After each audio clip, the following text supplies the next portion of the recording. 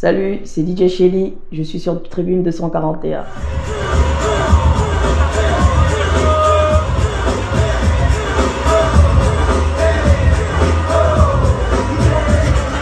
C'est pas que j'ai choisi. Je vais dire que le métier est venu à moi. Déjà que j'ai grandi dans une famille qui est accentuée côté musique, ils adorent la musique.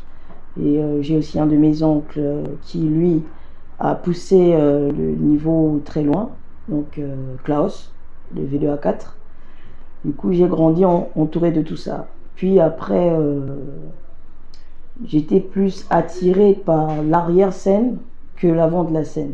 C'est-à-dire, j'étais plus, comment dire, portée par ce que j'appelle moi les artistes sans voix. Donc j'ai découvert le métier de DJ à l'âge de 16 ans. On habitait dans une petite province en France, là, Chaumont. Donc c'est là-bas que j'ai débuté avec les potes dans les booms, tout ça. Je jouais les playlists d'abord avec les CD, les MP3, des trucs comme ça. Et ensuite, c'est devenu plus qu'une passion.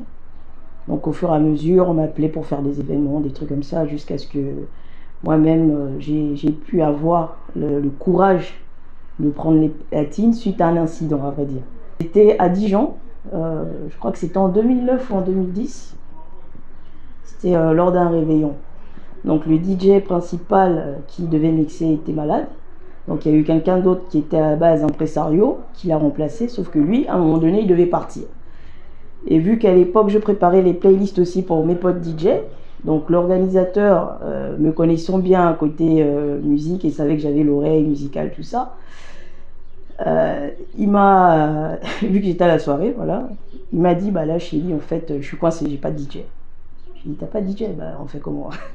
Il me dit, bah là, je compte sur toi, voilà, il y a les platines qui sont là, les musiques, tu les connais, fais un truc, parce que là, je sais pas qui appeler. Je dis, bon, écoute, je vais partir comme ça. Hein.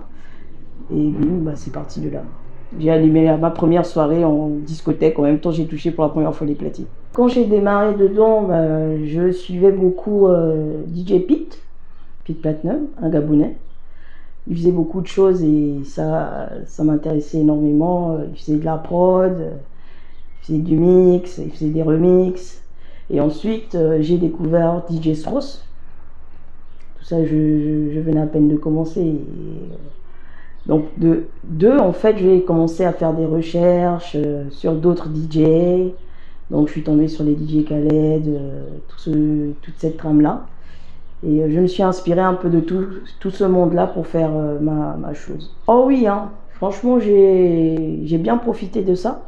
J'ai bien profité de ça et je continue à profiter de ça.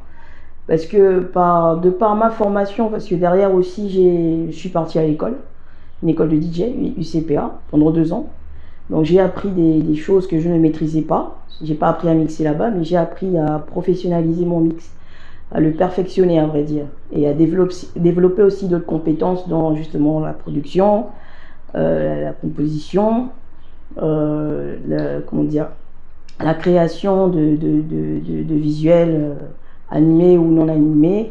J'ai appris pas mal de choses, ce qui a fait en sorte que ça m'a ouvert pas mal de portes, et surtout dans le milieu artistique. Quand tu es un bon DJ, tu n'es pas là pour jouer pour toi. Tu es là pour jouer pour les gens. Mais il faut que tu saches communiquer avec ces personnes-là.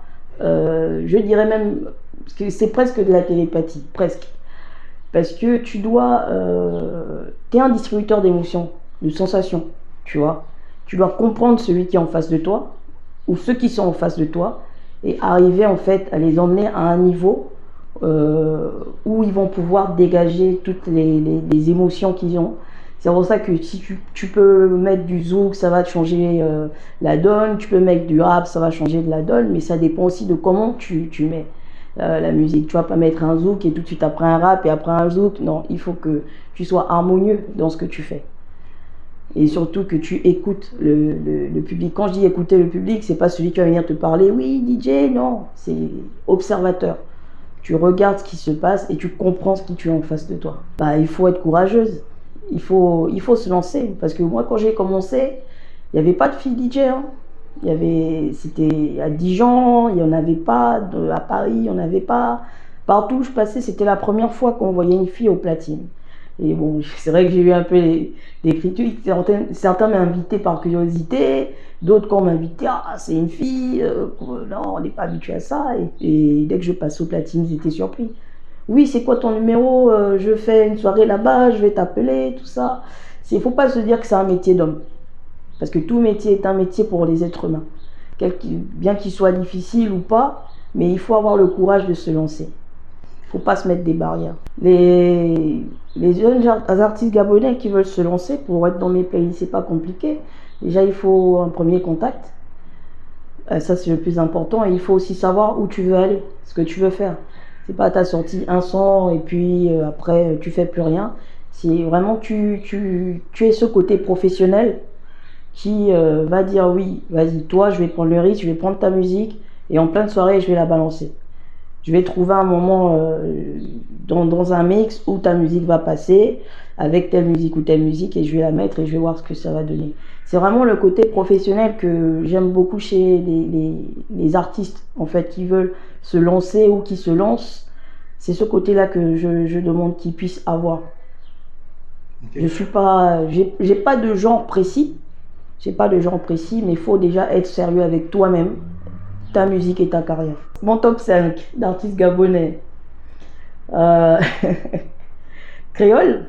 J'écoute beaucoup Créole parce qu'elle a ce côté raga dancehall que j'aime beaucoup parce que déjà moi je suis fan de dancehall. Donc du coup, elle, c'est clair que je l'écoute énormément. J'écoute aussi Stylé, Zion, parce que lui, c'est carrément le couteau suisse de la musique gabonaise, quoi. Il fait tout partout et quand il le fait, c'est magnifique.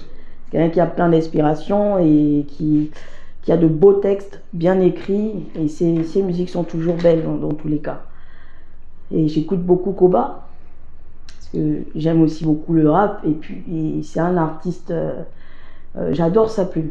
J'adore sa plume, j'adore son terme vocal, j'adore vraiment ce qu'il fait. Et je sais pas comment placer mon top 5 parce qu'il y en a tellement. Bon là j'ai déjà dit, j'ai cité 3 artistes quand même. Donc il en manquerait que 2. Chanel, incontournable. Chanel c'est une artiste que j'admire beaucoup parce que c'est quelqu'un qui porte le drapeau très loin, très haut et qui a su dépasser les frontières en fait par sa musique et qui a pu impacter vraiment un public très très large et même aux Antilles hein, ils écoutent Chanel, des fois ça me surprend hein, en soirée, une soirée antillaise, je suis là-bas, on me demande et tu vois Chanel, je dis, ah tu connais. Ouais, et je dirais l'oiseau rare. Incontournable aussi. Okay.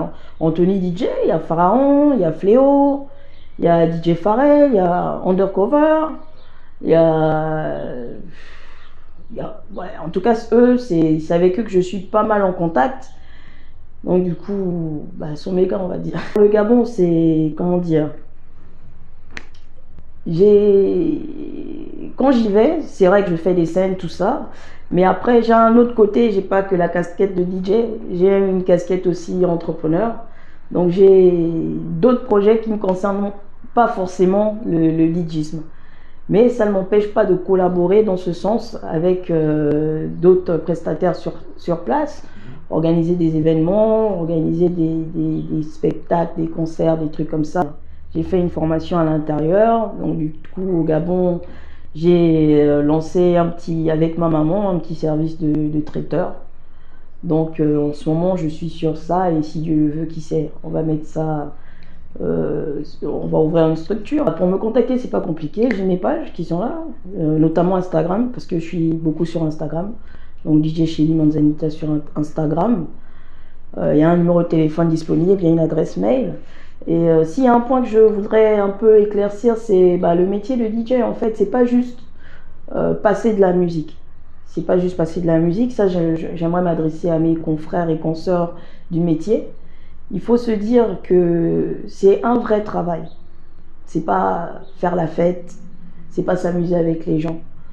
Quand tu es DJ, si tu as décidé d'être DJ, il faut aller jusqu'au bout. Donc il faut se donner les moyens d'y parvenir. Et surtout, il faut avoir une ligne directive.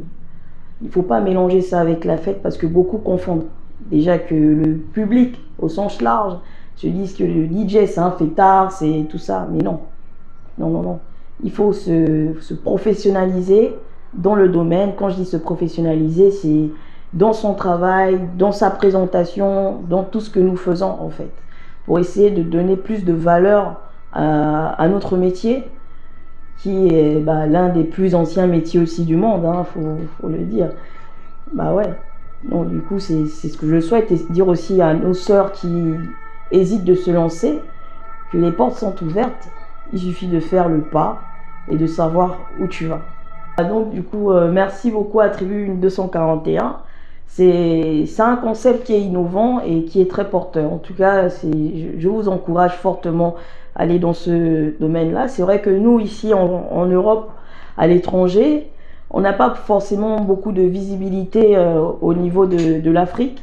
Donc vraiment, ce que vous êtes en train d'entreprendre, c'est formidable. C'est juste formidable. C'est une porte ouverte à ce qui se passe ailleurs.